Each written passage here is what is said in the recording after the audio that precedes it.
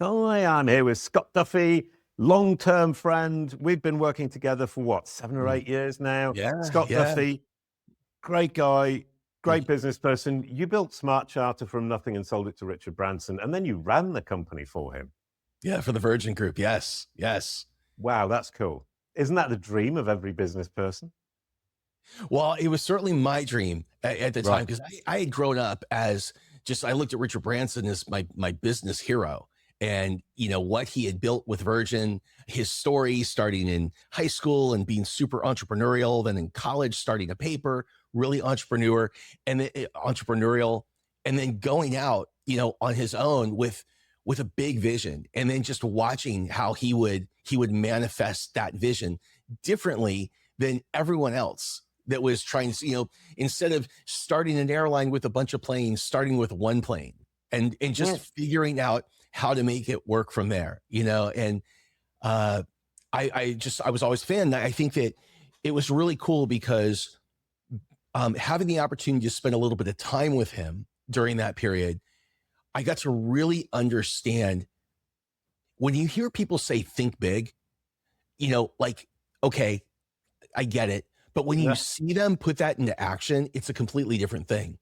And I Right. remember one time I was on his island, Necker Island, at his home, and I was there for a Virgin CEO conference. And he had it that there was this one little area that was kind of like a little hilly. It was at the top of the hill. He had built this thatched hut meeting area. It was all open, and so it was ocean 360 degrees. And he had built this to have these incredible meetings. And I walked in, and I sat next to him, and Richard used to carry a journal, and it was like he'd have one a year. It's like a big thick book, and I had heard that he wrote his goals on the inside and outside cover. And so Hmm. I asked him. By the way, I'd never let anybody look at my journal, but I asked him. I said, "Do you mind? I've heard this thing. Is it true? And do you mind if I look?" And he actually handed me the journal, and Hmm. I got to open the inside cover. But Richard's goals weren't like, hey, I want to get to the next paycheck. His goals were like, I want to go to space. I want to go to the bottom of the ocean. Like, I want to have a massive impact on humanity. And and it was so amazing that I think that the one thing that I got out of that experience that was probably greater than anything else was the importance of thinking big. And then once you had that, being able to understand how to put the right people around you so you could build a plan and start to execute. Brilliant. That's a really good story. Yeah. And it actually brings, for me at least, to where I've come from Mm, years and years in SEO, then on to digital marketing. And now I'm very much sitting in the entrepreneurial seat, running yeah. a business and thinking, how do I leverage my digital marketing and SEO experience to make my business better? Yeah. And this is where OPIDC comes into play. Yeah. And we're going to walk through OPID in B2B. So we'll discover what OPID and C are as we go through this. So we Yeah. start off with operations. Hmm. You've built and sold companies. You've watched thousands of founders run this play. What's the single most common mistake B2B founders make in the first 30 days when they're onboarding a new B2B client? The biggest mistake they make in the first 30 days is kind of remnant from before they close the sale. And so Mm, what happens is you have a lot of salespeople out there, yeah, especially founders. You have founders that are very passionate, they're very charismatic, they're able to draw you in. And sometimes that passion and that charisma is able to drive an initial sale even more powerfully than connecting the buyer with the needs that they have that your product solves. And so what happens is the company, the founder in this example, they didn't really understand prior to sale what the customer's needs were and how it was that they evaluated whether or not they were successful in achieving those needs. So I'll give you an example. Excuse me. So so I always say the two most important things that we need to have as founders, like the number one skill set, is we need to be able to ask people pre-sale two questions. The first question is, what's most important to you about blank? And the second question, which nobody asks, and this is what disrupts those first 30 days, is what has to happen? how do you know that you're getting what you want? So I'll just give you a simple example. The example is I'm constantly in the gym. During COVID, I couldn't go anymore because it was closed. And a friend came over and the friend said, hey, what I'm going to do is I'm going to create an app for people like us. And this app is going to be like a replacement for the gym. And he asked me, he said, what's most important to you about the app? And I said, it's easy to use. And he said, great. He went away and he built an app. He came back 30 days later. He said, take a look. What do you think? He said, would you use this? And I said, absolutely not. And he said, why? I built something that was easy to use. Here's the thing. Easy to use means a million different things to a million different people. He didn't ask the second question. And the second question is what has to happen or how do you know it's easy to use? And the first thing I would have said is, I use an iPhone. It's got to be available in the App Store. He built for Android, right? I said, I want to do this buy once. I don't want a subscription. I don't know if I'm going to like it. He built it with this big upfront cost. So what happens, Jason, is that people go and they sign a customer, and so they don't really know what success means. And in the first 30 days of onboarding, they onboard for all the wrong things. And then what happens is the deal starts and the company is measuring that sold this is measuring success in one way, but the customer is measuring success in a different way. And that's what creates problems. That's really interesting because it's a problem we've had at Kalicube. And what I've learned to do now is say to the customer, what does success look like to you? Yes. What are the KPIs we're looking at with your personal brand in search and AI? And they define how this is going to be a success for them. And then we measure ourselves on the success measurements that they've defined. Yeah, I mean, that's the breakthrough right there. That's the unlock. And so what I call this really finding out what a buyer's blueprint is pre-sale. So when you get into the first 30 days after sale, you're making sure that you're building the right system. You have the right metrics built internally and you're aligned on them.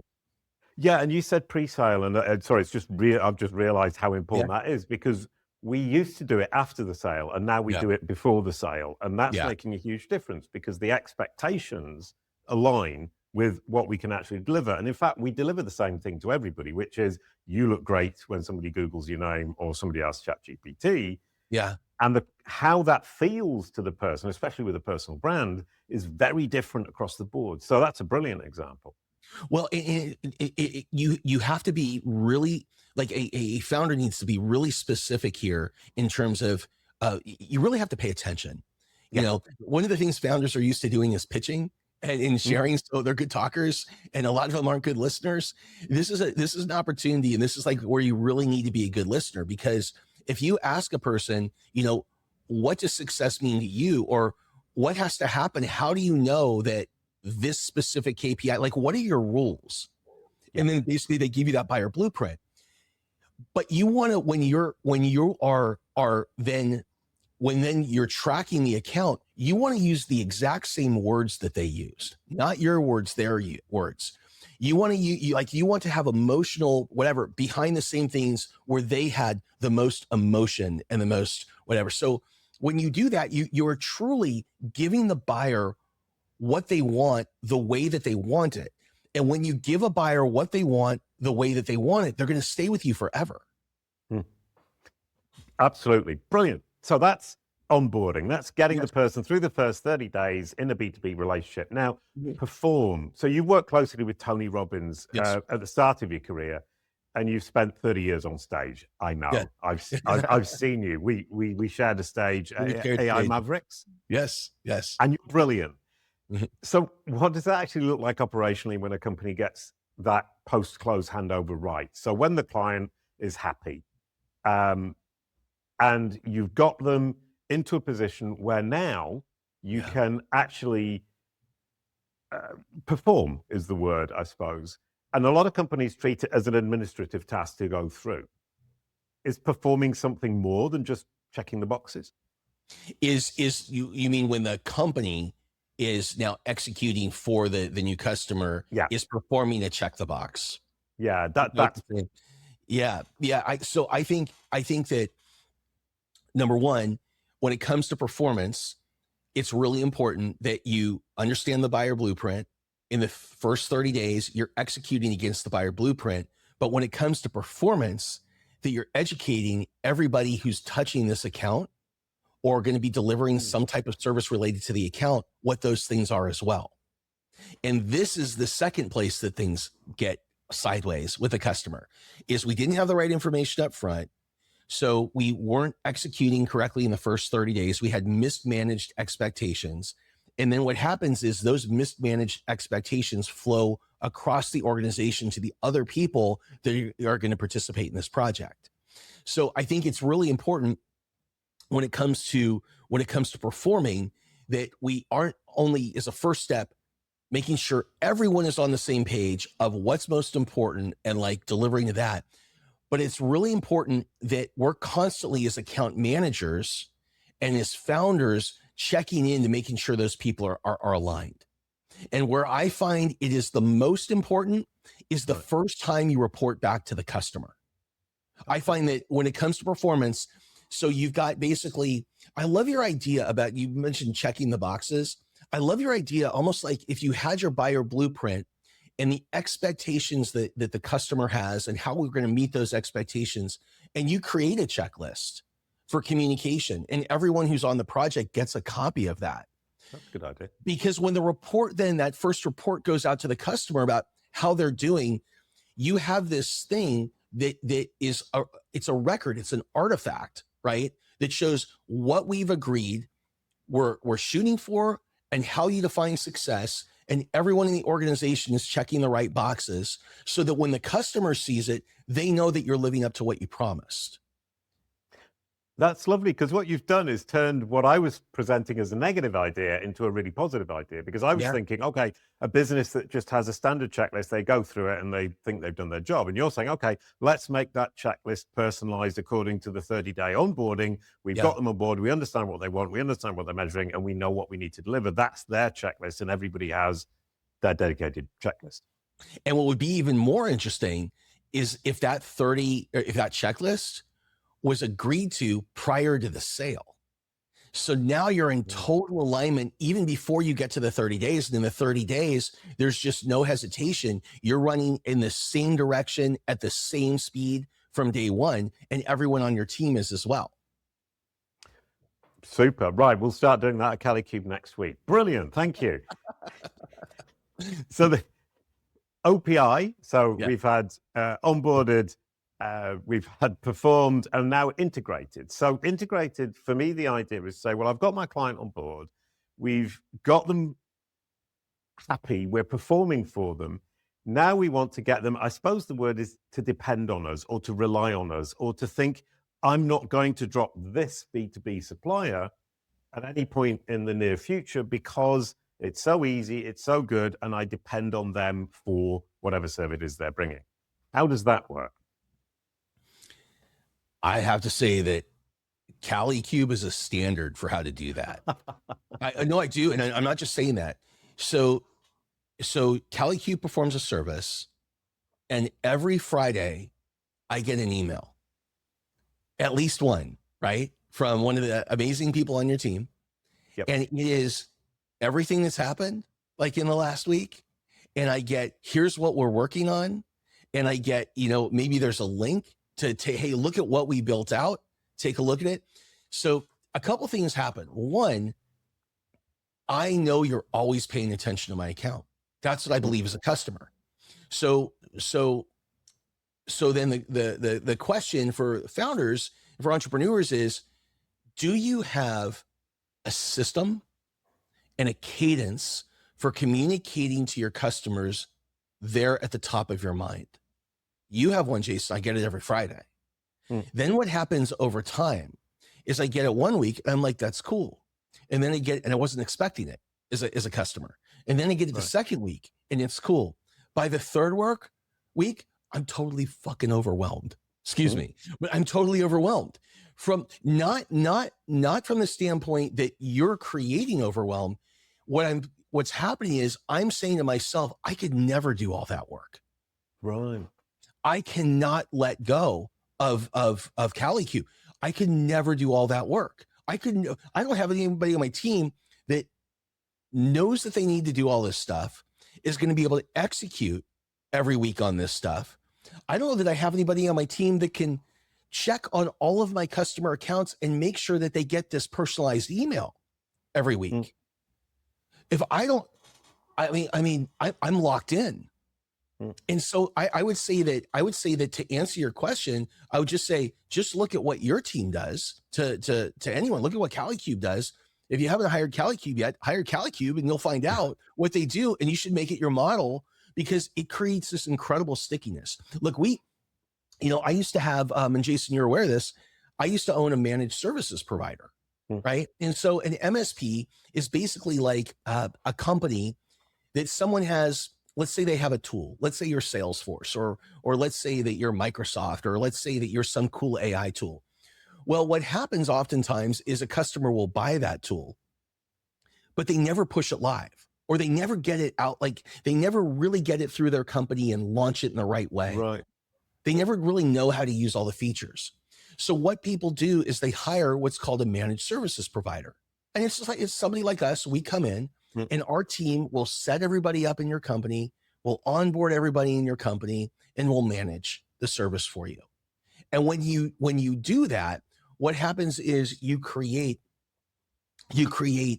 incredible stickiness because you have a great experience at the beginning. You're likely to stay on longer because now you understand how to use the tool.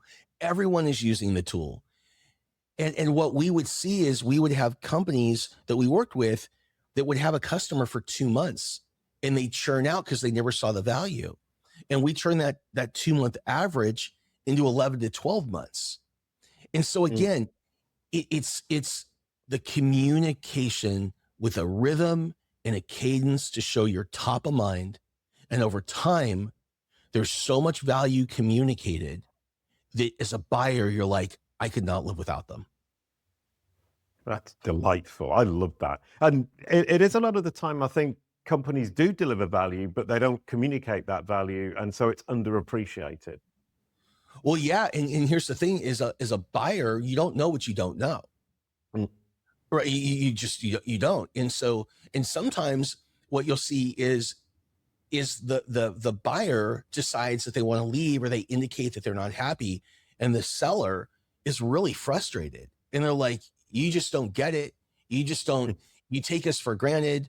You don't understand how hard it is to do what we do. No, because it's your fault as the founder that you haven't communicated that. And the thing is, it's not about shoving something down the customer's, throat. It's about like what Kalicube does, which is, hey, it's Deanie, right? And we had an awesome week and I want to share a couple wins with you. And so you're not only seeing that you're top of mind, but the emails are friendly and they make you always feel like you're winning. That's really important. I just actually discovered that about part of your secret sauce, Jason, is that when those emails go out, because there's always a win or it always feels like we're winning and we're making progress. We're growing somewhere. Well, I think that's, for me, it's part of my nature is I'm always making progress. I'm always moving forward. Sometimes it's 2 steps forward, 1 step back. Sometimes it's even 2 steps back, but there's always a step forward in that moment. And it's really important in life to focus on the fact that you are moving forwards, that you have made a positive contribution, that things are moving forwards. And I think that gets lost a lot when people look too much at the negative side or fail to notice the positive side. And that idea of communication is something we've intentionally built in. But then the next question is... Can I just add one thing real quick? One thing.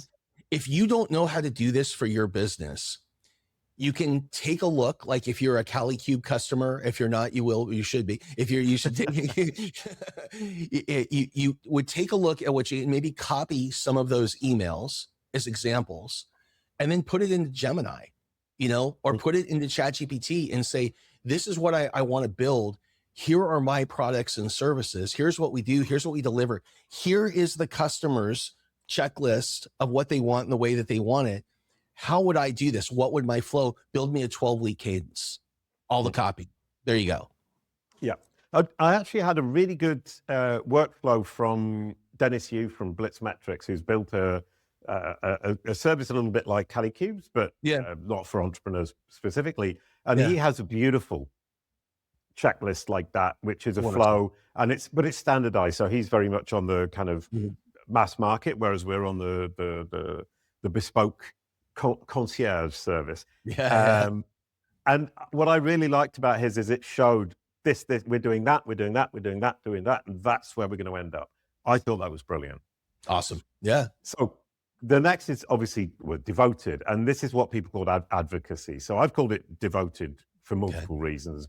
Not the best word ever, but you're, let's say, a devoted customer of Kalicube. You now advocate for us, as you've just demonstrated. How did we get you to that stage, and how would you get your clients to that stage? It was a feeling. And so what had, you know, all sales, right? Successful and unsuccessful come out, you know, the core thing is the feeling that the customer has, right? Positive or negative, which is going to get them to drive an action, right? Which is going to be, I'm going to buy from you or I'm not going to buy from you. And so over time, it was the consistent and persistent communication over time that helped me to understand, like, that you guys were, that I needed you and that it was working. Even here's the thing, even if I didn't know it was working, that's the thing, is it's not like I go and would check I don't think I've checked my knowledge panel in 6 months. You know, it's not like I go there, but I feel like it's working. And by the way, the other thing that has happened is, you know, every once in a while, Google will change its algorithm. And so everything blows up, right? And it changes. And it might change for a few days or a couple of weeks or whatever it is. And then it all comes back and whatever. It got to the point where if something like that happened, I would hear from your team and I didn't even know what was going on. And they would say, hey, just want you to know X, Y, and Z. But we're already ahead of it. We're on it, you know, don't worry. And so what happens is you get this feeling, and it's a really positive feeling. And you feel that the customer or the company is really working on your behalf. And as a result of that, it's not like you as the business have to do anything to get them to advocate on your behalf. They'll gladly, I call it an overlap. They're talking to somebody about whatever, and that particular person says, I'm looking for this. And you just, I got to tell you who to call. You know, I'm going to tell you about an experience I've had, but it's not because they're forcing anything. It's not because they're trying to do anything. It's because it just naturally lives that feeling inside of them, and they want to share it when they're talking to somebody who needs what you provide. That's absolutely brilliant, because it brings us on to the next point, which is absolutely the opposite, because the next one in OPIDC is Codified. So we've just talked about human feelings. And what we now need to do is take onboarding. We need to take the performance that we've done. We need to take the integration and the devotion. We need to get this client who's incredibly happy, who's very on board, who's advocating for us. But we need to now take that experience across our entire client base and codify it so we can feed it back to the machines for that huge loop back, the Kalicube flywheel, and feed it back to the algorithms so that they understand that we're the best solution to the particular problem that we are pushing ourselves out as. So the codification requires me as a business owner to figure out how can I extract that information in order to be able to create the content that codifies it and pushes it back in. What advice have you got there? Let me question. I want to ask you a question to help us. How do you do it? What was your unlock for being able to do this within Kalicube? Well, one of them is obviously client testimonials. That's something we work very hard to get. Client testimonials, make sure that the client is very happy, that they're saying things they truly believe. Then we make a video, we do the subtitles, we do the schema markup, we publish it on YouTube, we publish it on our own website, and then we push it back into the machines in a format that they can read. That's one example. There's also reviews. Getting customer reviews and putting them on your website is a great way to codify. But also, you were talking about the processes we have internally. We can Yeah. publish those and say, when you're with Kalicube, this is what's going to happen as a customer. So that if they Yeah. ask the AI, they get the answer. How does it feel to onboard with Kalicube? And AI is able to answer and say, Yeah. it's a really great experience. So Yeah. it's taking all of the things you've just described and making it available to the machines, because the machines can't see inside Kalicube, inside Yeah. my business.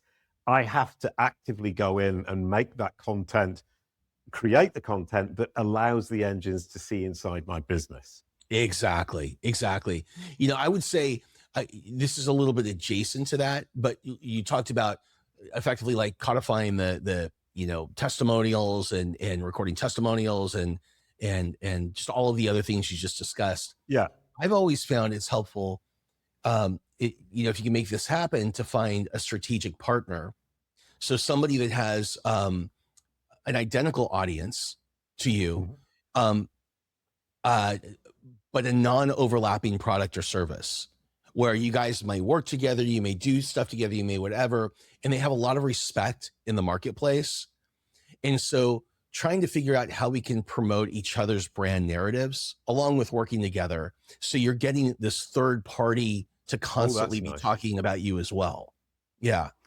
No, that's a really, really nice idea. I mean, obviously, kind of, Yeah. we are able to do that. I work with Mhm. WordLift and Authoritas a great deal on that, where we do brand, WordLift do infrastructure, structured data, and Authoritas do measurement and SEO strategy. Yeah. And we're not competing, but we No. can support each other and we can promote each other and we can say, these are the best guys in the business for that particular thing, which is great. Yeah. I think I think that if you want to grow further, faster with far less capital, one Yeah. of the most powerful ways to do it is to find a partner like that. It's to find the formula, the unlock is to find a customer or find a partner that has the ideal or the identical target customer that you do with a non-overlapping product or service. That's the key right there. That's absolutely beautiful. So to end this entire conversation, what would you suggest is the first step? What should a business who isn't, let's say, as well organized as Kalicube or as well organized as you, what are they going to be doing tomorrow? What they're going to be doing tomorrow is they're going to be going to every single one of their customers and getting their buyer blueprint. Brilliant. What is most important to you right now? And get that list, that it's this, that it's that. Start with, okay, what has to happen? How do you know you're getting what you want with this one? What has to happen? And then they're going to give you, well, it's this, this, this, and this. So let me ask you a question. If you were to get this, this, this, and this, would that satisfy that? Well, you know what? There's one more thing, right? Or you'll say, well, what has to happen? How do you know that this need is being met?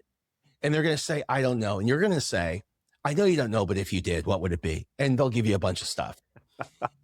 Here's the thing about customers. Their needs are constantly changing. And the way they define success is constantly changing.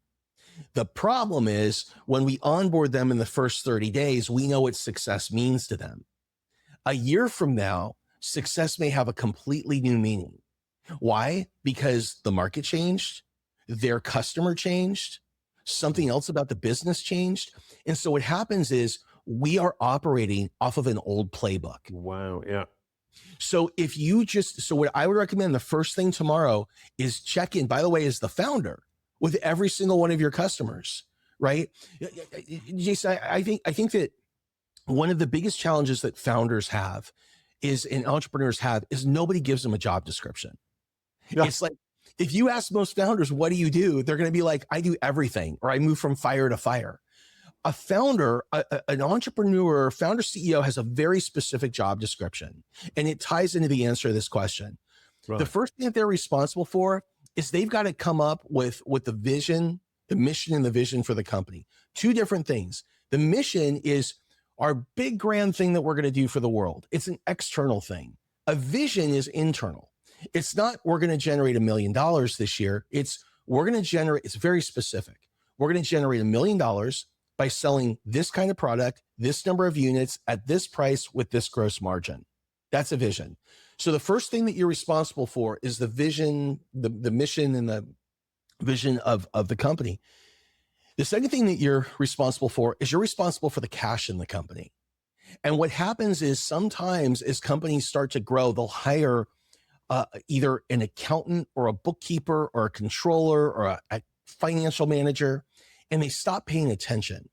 But as a founder, you are always responsible for keeping your eye on the cash in the business. The third thing that you're responsible for is the key relationships in the company. And boy, this is a big one. What happens is, as the company grows, there are going to be certain relationships that are incredibly important to you. You got to know who your banker is in case you ever need something and have to call them up. You need a relationship. You need to know who your top 3 to 5 customers are personally. And you have your account managers, but you've got to stay in touch with those people, right? You are responsible for the key relationships. So again, we're going to come back to this, but where this is important is when you get that buyer blueprint, you take a customer you've had for a long time and you just check in with them. I want to understand, I haven't talked to you. I want to see how you're doing. How's your business? How's it doing with inflation right now and the whatever?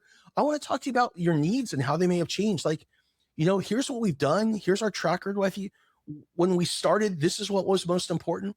Today, what's most important to you about blank? Hiring a company, like what has to happen? How do you know? Are there any other pressures or challenges that maybe you didn't have when we first started that we should know about?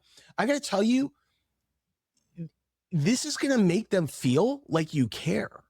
And this is going to enable you to continue to recalibrate how you're servicing them so you are a product or service they will never leave. They are stuck with you because they feel they have to be stuck to you because you are helping them in their business. Just a couple other things really quickly. You're responsible as that entrepreneur for having the right people in the right roles at the right time. The biggest fail that entrepreneurs tend to make if their companies, typically under 10 people especially, is they have such loyalty to the people that were there at the beginning that they don't want to let them go. If you're $1 million company today and you want to get to $10 million, if the people in your business haven't built $10 million businesses, you're not getting there. So you have to understand how to put the right people in the right positions at the right time. And then you got to be the chief cheerleader, the chief energizing officer for the company. And if you can do those things, that will really help to lock you in and help your company to grow. But the most important today is to own the key relationships. Tomorrow, go back to your customers, figure out what their buyer blueprint is, and then recalibrate internally to make sure you're still meeting their needs in the way they say today those needs are being met. That was a brilliant lesson. Thank you. I'm going to send you an email tomorrow, my friend. Thank you so much, Scott. That was absolutely brilliant, running through OPIDC and actually a business lesson and telling me what my job is, because those 5 points are actually some things that I do very well and some that I don't. And so tonight I'm going to be thinking about the ones I don't do very well, and I'm going to do them well as of tomorrow. Thank you so much. That was delightful.